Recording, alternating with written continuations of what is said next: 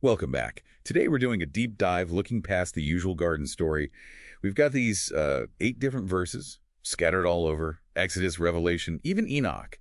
And the idea is reading them together gives us this completely different framework for, the fallen state and for Romans 5.12. Exactly. It's like finding hidden connections, these seemingly random bits, Solomon's gold, some forbidden arts from Enoch, they actually point to one big thing, a kind of cosmic corruption, the enthronement of death itself, as a monarch. Okay, so let's start there. Not Adam, but Enoch, these watchers.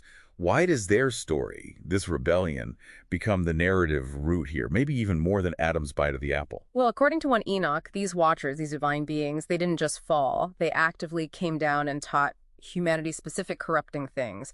It's less about moral failure, in the abstract, and more like a deliberate transfer of forbidden knowledge, almost like a technological invasion. Right, let's unpack that. 1 Enoch 8 lists some specific things. Azazel teaching metallurgy, swords, knives, shields.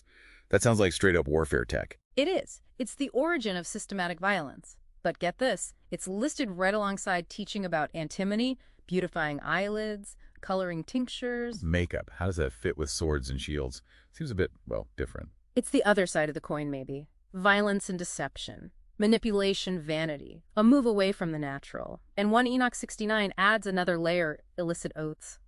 Using pen and ink, seeking external power. That's key.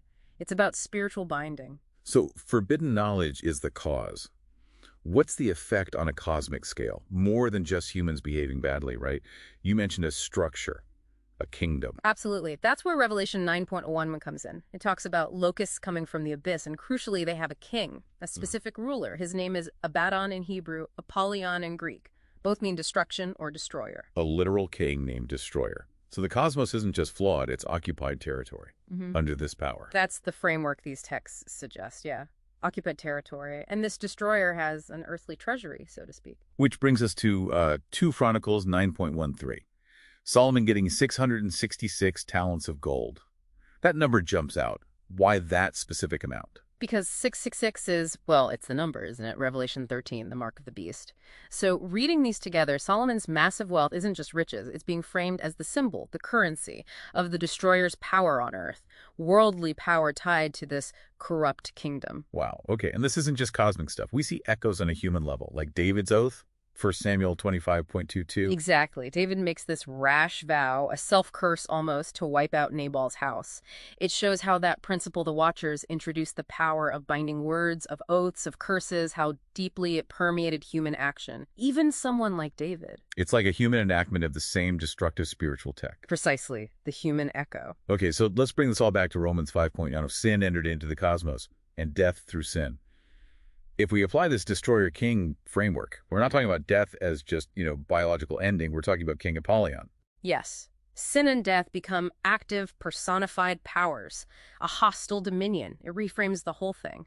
Humanity, then, isn't just falling individually. It's born into bondage, born subject to this pre-existing spiritual kingdom. Right. So everyone sinning isn't just like a personal failing multiplied. It's the inevitable result of living under this occupation. You're born into the destroyer's realm. That's the synthesis, yeah. Our fallen state is inherited subjugation to this active, hostile power structure introduced before Adam, according to Enoch. So here's the final thought to leave you with.